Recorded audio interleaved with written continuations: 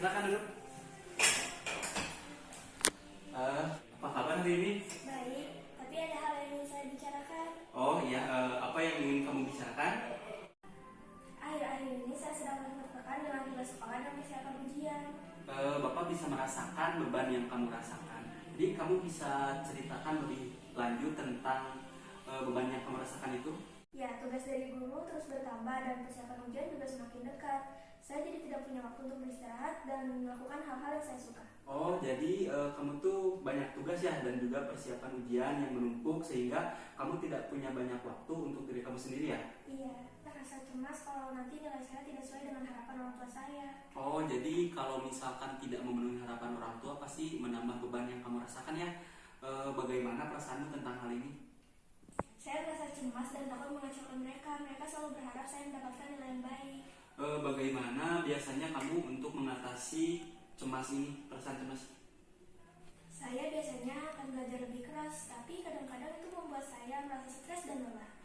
Selain belajar lebih keras, apakah ada hal lain gitu yang membuat kamu itu merasa jadi enggak stres gitu untuk mengurangi stres kamu gitu? Tidak banyak Pak, kadang-kadang saya hanya mencoba mendengarkan musik, tapi itu tidak selalu membantu. Bapak sedikit memahami ya bahwa dengan kamu mendengarkan musik itu bisa membuat kamu mengurangi rasa stres kamu ya. Jadi setelah kamu mendengarkan musik itu bagaimana perasaanmu? Apakah sedikit lebih tenang atau gimana? Saya merasa sedikit lebih tenang, tapi kecemasannya tetap ada. Mungkin dengan mendengarkan musik kamu bisa merasa lebih tenang, tapi kamu juga perlu menggunakan teknik-teknik yang lain. Seperti kamu bisa melakukan relaksasi ataupun kamu juga bisa dengan melakukan manajemen waktu.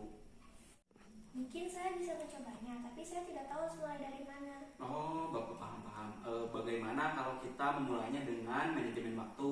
Jadi misalnya kita akan membuatkan jadwal untuk kamu belajar teratur dan juga misalnya kamu membuatkan jadwal supaya kamu itu ada waktu untuk istirahat gitu. Itu terdengar bagus Pak, mungkin dengan membuat jadwal yang teratur akan membuat saya lebih fokus. Baik, kita akan membuatkan jadwal untuk mengatur belajar kamu. Jadi kita akan membuatkan tugas yang harus kamu selesaikan dan juga membuat prioritas tugas. Nah, apakah kamu pernah menyelesaikan hal ini sebelumnya? Tidak Pak, saya hanya mengerjakan tugas cepatnya dan tanpa ada rencana.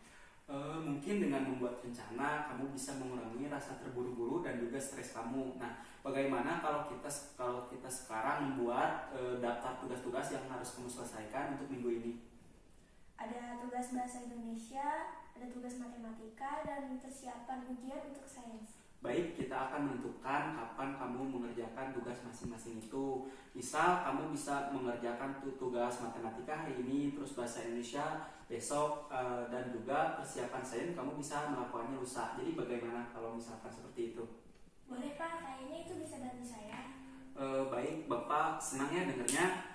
Mungkin selain kamu mengatur waktu, kamu juga penting sih untuk misalnya melakukan istirahat. Jadi setelah kamu misalnya belajar nih 1 jam kamu belajar, jadi kamu bisa istirahat 10-15 menit. Jadi gimana? Saya pikir itu ide bagus, saya akan mencobanya. Oh, oke, bagus ya. Dengan kamu melakukan istirahat yang teratur itu juga bisa dapat menambah fokus kamu dan juga mengurangi lelah ya. Nah, apakah ada hal lain yang ingin kamu bicarakan? Sebenarnya ada satu hal lagi, saya sering merasa tidak percaya diri dengan kemampuan saya sendiri, dan saya juga sering merasa tidak cukup pintar dibandingkan teman-teman saya. Jadi memang kalau merasa kurang percaya diri itu sangat berat ya. Jadi apa yang membuat kamu merasa jadi seperti itu? Saya sering melihat teman-teman saya mendapatkan nilai yang lebih baik, jadi saya tidak merasa cukup baik.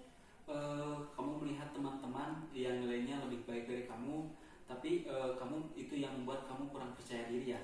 Nah, namun cara belajar seorang itu berbeda-beda gitu kan. Ada yang cepat, ada yang lambat gitu.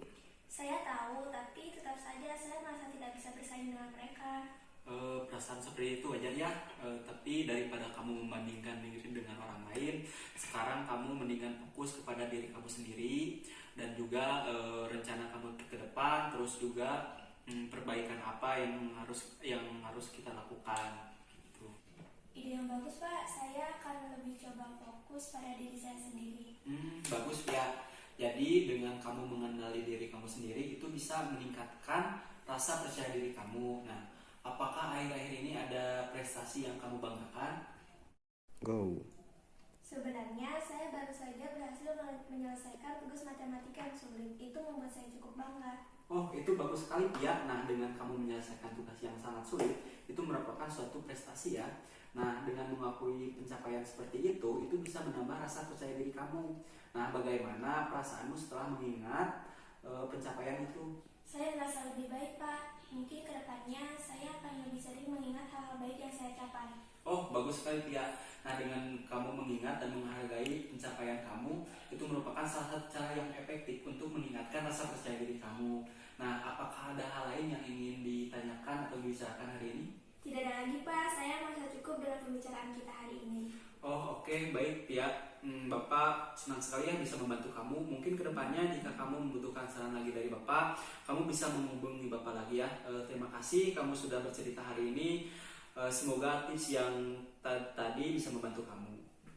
Terima kasih banyak, Pak. Saya merasa lebih baik sekarang. Sebelum mengakhiri sesi konseling hari ini, apakah ada hal lain yang ingin ditanyakan lagi? Tidak, Pak. Sudah cukup. Baik, kita akhiri sesi konseling hari ini. Mungkin jika kamu ada keperluan lagi dengan Bapak, kamu bisa hubungi Bapak di minggu depan, jam dan waktu yang sama. Baik, Pak. Kalau begitu saya pamit dulu. Assalamualaikum. Waalaikumsalam.